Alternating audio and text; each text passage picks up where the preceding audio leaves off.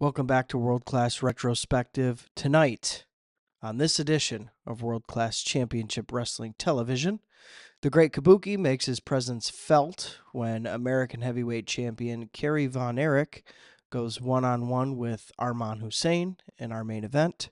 Plus, King Kong Bundy in action, José Lothario takes on Bugsy McGraw, and much more. It's March 20th, 1982. Let's get into it.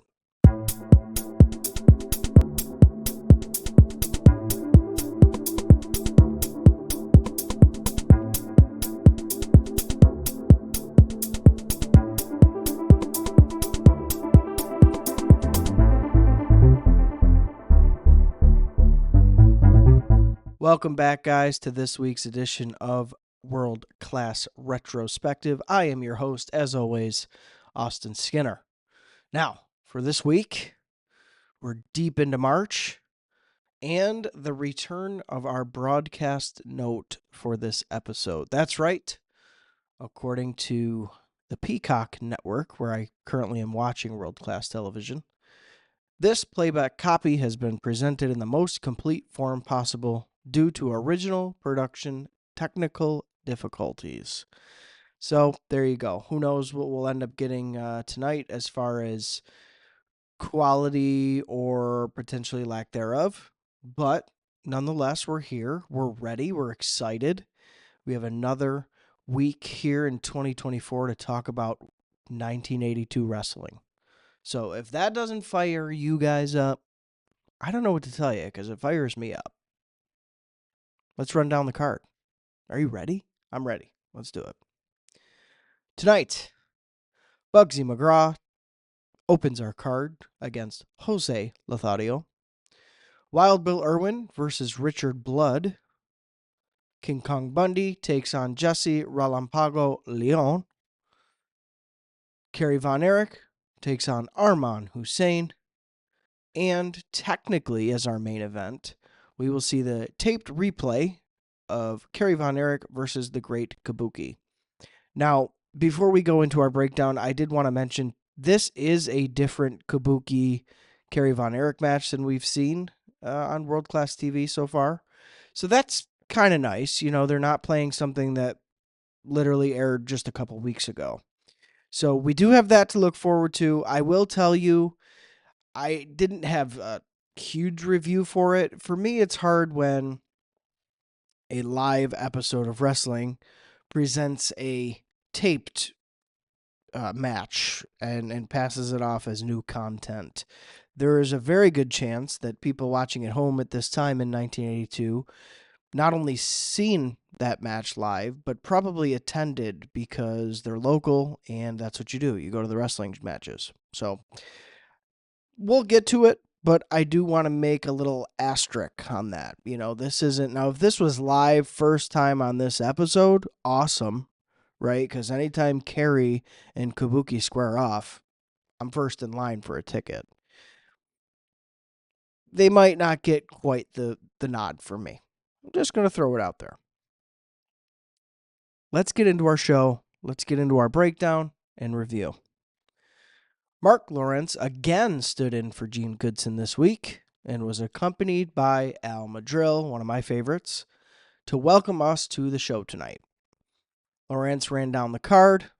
Al called Kerry Von Erich one of the greatest to ever do it currently, and Al is looking forward to seeing his match tonight. Now, I'll pause here because just as a heads up, guys, there is not a lot of interview footage for me to pass along to you this week. So instead, I went ahead and threw this little segment in with Al Madrill. Number one, because you guys haven't really seen much of him yet visually. So I'd like you to associate, you know, the name to a face, if you will.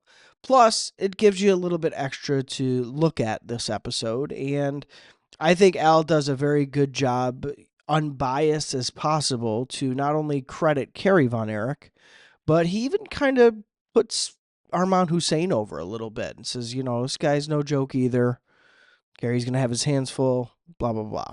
So, Mark, I'm not going to say too much more. I'll let your brief interaction with Al Madrill do the talking. Gentlemen, The floor is yours. We have the big match tonight, Arman Hussein and Kerry von Erich. I'm really looking forward to that one. I'm looking forward to that too, Mark. You know, Kerry von Erich is probably one of the best I've ever seen around. I mean, he's got his brothers, but to me, Kerry von Erich is the greatest. He's the American champion. He's got Arman Hussein, but we can't sell Arman Hussein short either because he gets out there. But I'm really looking forward to seeing that match. And we're glad you're with us tonight. We have lots of excitement to come. Nothing huge, just something to add some seasoning to our video portion of this episode, which, by the way, guys, if you're enjoying these episodes, show us some love here on YouTube. Hit that subscribe button. We're going to be doing this every week, so that's kind of the goal. And if you're along with it and you love World Class like I do, stick around. I'm going to try to get some faces that you may or may not recognize on the podcast. I'd like to do some more deep dives on specific stars maybe that haven't gotten their just dues, like an Al Madrill. Who knows? Who knows what would happen? So, like I said, if you haven't already, hit that subscribe button. Also, we're on X. What are you doing? Head over there. Drop us a follow. We are at World Class Retro. X/Twitter. The old famous bit. But we're over there. Check us out. Follow us. We're always down to show some love and talk some World Class. So we're there as well. Let's go to our first match. That was Bugsy McGraw taking on José Lothario. And these two are ready to open our card tonight. It was a singles match set for a 15-minute time limit, so they're getting a little bit of extra here to open us up. Joe Ranelli, again, was our ring announcer for this one. As mentioned, Mark is not only doing the interviews, but he's at the commentary table, and Gene Goodson is pretty much left the building at this point.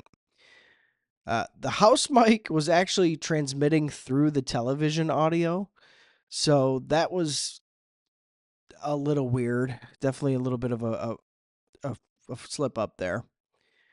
Nonetheless, getting to the action, a brawl ensued as soon as the bell rang, as rights and lefts spilled both men to the outside. McGraw brought Lothario right up through the crowd and nearly threw him to the outside of the arena. A chair came into play as Lothario was setting to get it taken to him here with a random chair. After a brief hold or two in the ring, we were back out onto the floor, with Lothario now using the chair on McGraw. Lothario was then pushed into a ring post as our official begged McGraw to get back into the ring. Finally back in the ring, McGraw resorted to using an object from his tights to nail Lothario and pick up a cheap 3 count over the Mexican legend. Now, chaos, right? Opens us up, unpredictable. They're going in the crowd, which at this time, it's not super common. I mean, they'll brawl around ringside a little bit, but to go in the crowd and almost nearly end up outside the arena was definitely something fresh and exciting.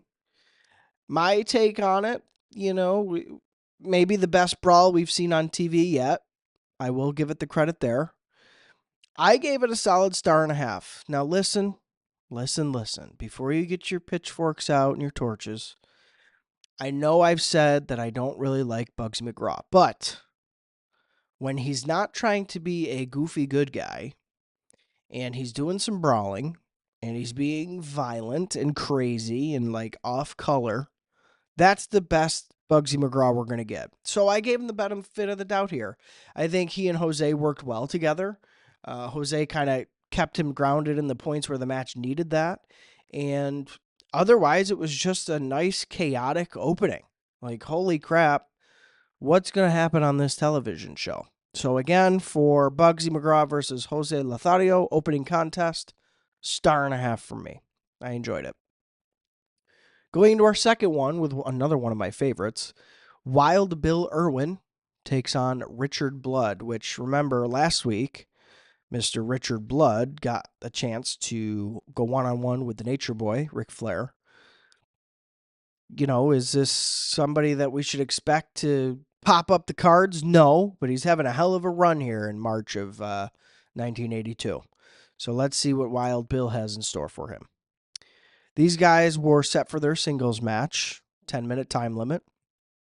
Irwin is still the reigning Texas heavyweight champion. This one was a non-title bout, as Captain Frank Dusek took the belt to the floor for Irwin. So Irwin's the champ, and he still has Dusek kind of in his corner. Not a huge fan of the pairing. I think Dusek is lead weight. I wish Wild Bill would just do his own thing. But if it keeps Dusek out of the ring, like we talked about before, I'm good with it, right? To start the match off here, Blood stayed a step ahead of Wild Bill for the first couple of passes. Irwin regained control over Blood with some basic holds and a full Nelson lock. Action went back and forth for a few moments with a good amount of traded pins back and forth. Blood got in on a good flurry between ground and standing strikes, but was stopped in his tracks after a big shoulder breaker and a forearm off the second rope for a 3 count.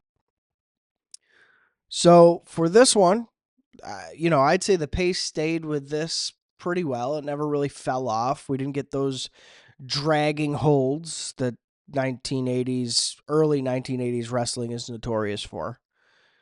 I gave this one a full star. There was no Dusek interference, and, I stayed pretty interested, again, maybe because my weakness for Wild Bill Irwin. Now, that's not to take anything away from Blood. I think he sold well. I think he made Wild Bill look pretty good. And maybe that's why he took on Flair last week. Richard Blood's one of those journeyman guys who can make people look good on television, and that's what you want. So that accomplishes it here. I gave this one personally a full star for basically what was an enhancement match. It was solid. So we're starting off good here this week. We got 2 solid matches to start us out. We still got a Von Erich on the card. We're going to see Kabuki, albeit a replay, but we're going to see Kabuki. What more can you want from World Class, guys? Come on. This is good stuff. Speaking of good stuff, or perhaps not so good stuff, we'll see. We'll see. Standing by for our really only interview of the week this week, Mark Lawrence was with Bugsy McGraw. Remember, coming fresh off of his first match of the evening tonight against the ever-loved José Lothario. Let's see what the wild and uncanny Bugsy McGraw has to say. Mark, good luck. Take this one away. Bugsy McGraw, a man who can really be a roughhouser when he wants to be. What do you expect me to say something now just because you put a microphone in front of my face? Yeah, okay. You want me to say something? I'm certainly going to say something right here and right now. You understand? Things have come to a head in my life, in my profession. You understand me?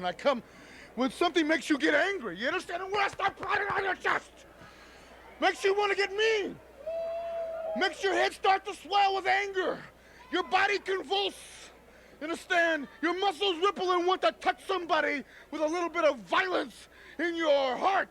Let's come down to this. I am sick and tired of being Mr. Nice Guy, not only to people like you, the fans, but especially the people I have to face in the ring.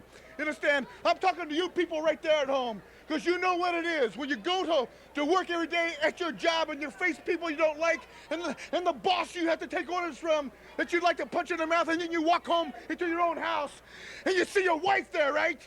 Good, and you don't even like her anymore, and your kids are rolling around screaming, yelling, and you want to hit somebody. You just want to scream. You're tired of it all.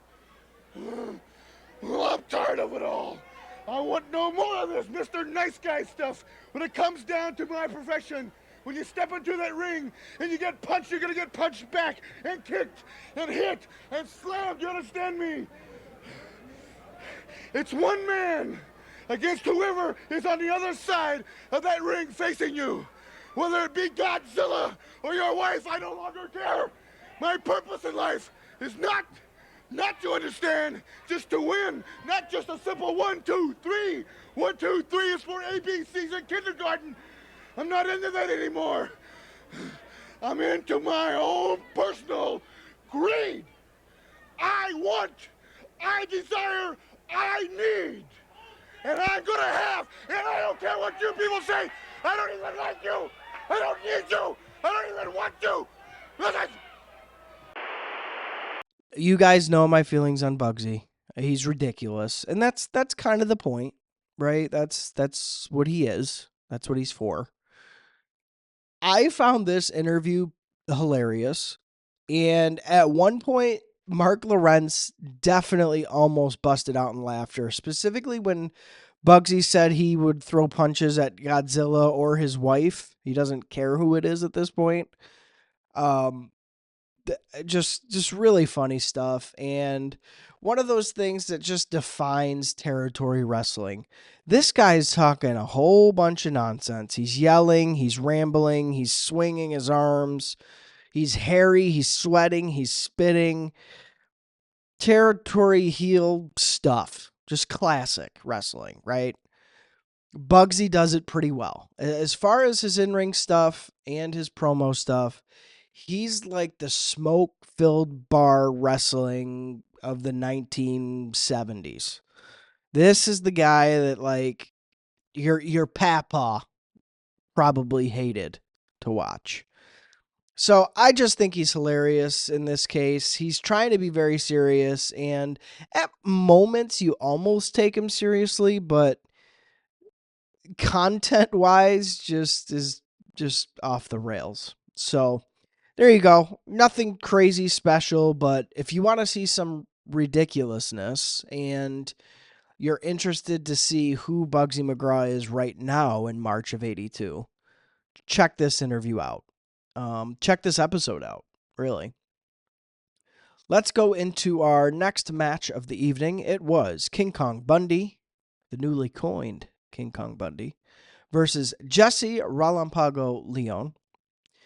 They were scheduled for a 10-minute singles match here, but before the match could start, Leon was being advised by José Lothario. Remember, Jose has had his issues with H&H Limited, just like the Von Erichs have. They've kind of tormented him too. So Jose's out here. He's trying to pump his friend up. You know, he's got Bundy tonight. That's no small feat, and Jose knows that. So he's kind of here to pump him up a little bit. Lothario jumped on the house mic quick and said that he'd have no problem challenging Bugsy McGraw to a brass knuckles street fight anytime, any place. So simultaneously, as Jose's trying to get Leon focused, he then steals a little bit of the spotlight and says, "You know what, Bugsy? I'd like to beat the hell out of you, and we can do it anytime you want." Cool. The bell rang for this one, and Bundy began throwing Relampago Leon around the ring. Bundy finally got knocked off his feet after a missile dropkick off the top rope. Things didn't last for the smaller man, though, as Bundy landed a body splash and a quick 3 count for the victory. Obviously, right, Bundy works better as a heel. He's more believable. And this was nothing short of a squash match here. I gave it half a star. It wasn't anything special. Leon didn't really get a lot of time to bump around and help Bundy much. It was just kind of like a wham bam, thank you ma'am, on to the next thing. Nonetheless, again, I buy Bundy as a heel. Bundy as a heel is a main event talent, in my opinion. And maybe he's not here quite yet in 1982, but he's coming. That main event Bundy monster heel is coming. And if World Class doesn't realize it, Bundy might get snatched up and somebody else will realize it very quickly. So I just hope they really start pushing him towards the upper echelon of the card. And I want to see some Von Erich Bundy mashups. I want to see some, Kevin Von Erich Bundy, Kerry Von Erich Bundy. I want to see Bundy and the Von Erichs start mixing it up a lot more. So I'm hoping that's what we get. We'll have to wait and see. Going into our live main event of the evening. Again, that was Kerry Von Erich taking on Arman Hussein, who is typically one of the managers of H&H Limited, but he is an in-ring guy too. He's definitely slowing down here in 1982, but here he is. He's with Kerry.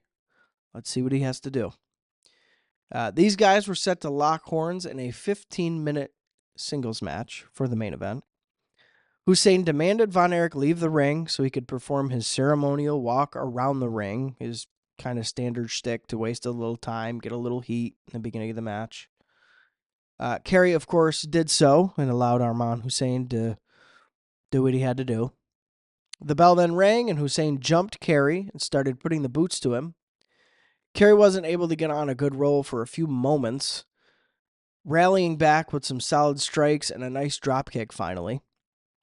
Kerry locked in a claw on Hussein, who looked as if that was going to be it. He was really selling it, which was nice. Suddenly, the Great Kabuki jumped into the ring and broke up the submission, causing a disqualification. Al Madril, in kind of a hurry, left the commentary table to help his friend Kerry, and the good guys were left standing tall with the heels regrouping on the outside.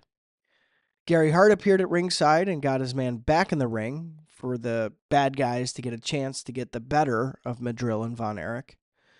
Madril then sent Hart into the corner and drilled him with a punch for a huge pop from the live house crowd. Hart then held Kabuki back and got his men to the back.